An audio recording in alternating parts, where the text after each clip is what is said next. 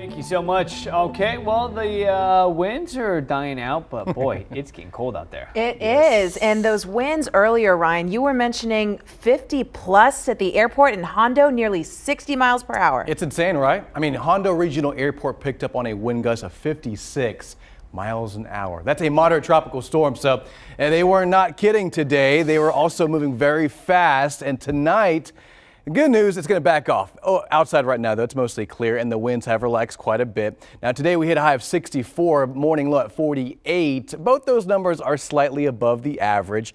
No rain. It was a mostly clear and beautiful day, but the big story was the wind speeds. Now, northwest winds moving at 15 miles an hour at this hour. 45 feels like 38 right now when you account for the wind speeds and the wind chill.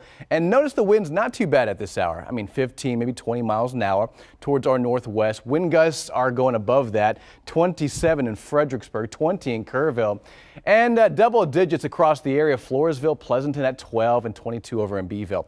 Now, the Weather Service has discontinued the red flag warning for all of our area, but that doesn't mean there's not a fire weather threat. Just because there is a lot of dry air in place, the drought is still pretty bad. Moderate to severe and extreme drought to our southwest near I-35 and towards Laredo. And when you combine that dry air, north winds 20 miles an hour towards the overnight hours, it's still going to be a threat. So please avoid any outdoor burning later on tonight and tomorrow morning as well.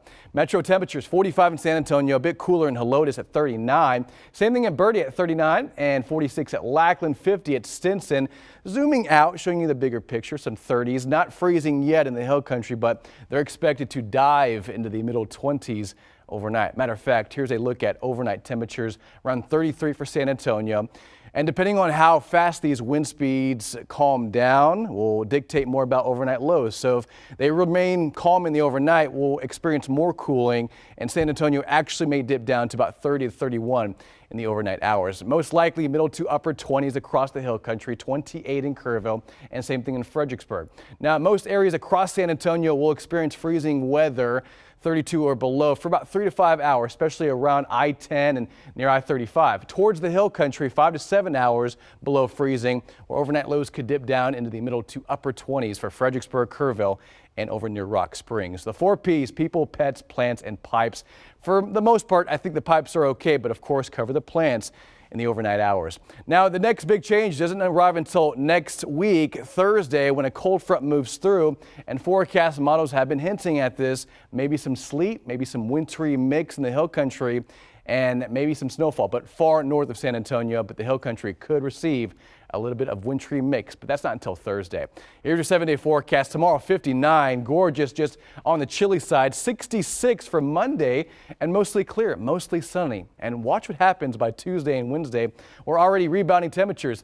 Overnight lows will stay pretty cold for the next 4 days. 40s, 30s, and even some lower 50s on Wednesday. And here comes our next big change from Wednesday to Thursday. Cold front moves through South Texas and adds in a 20% chance at rain, and you can see it's not a great chance.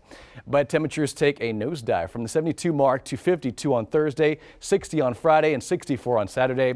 And we're in desperate need of rain. The drought is worsening, and at the moment, only an isolated chance at showers by the end of the work week.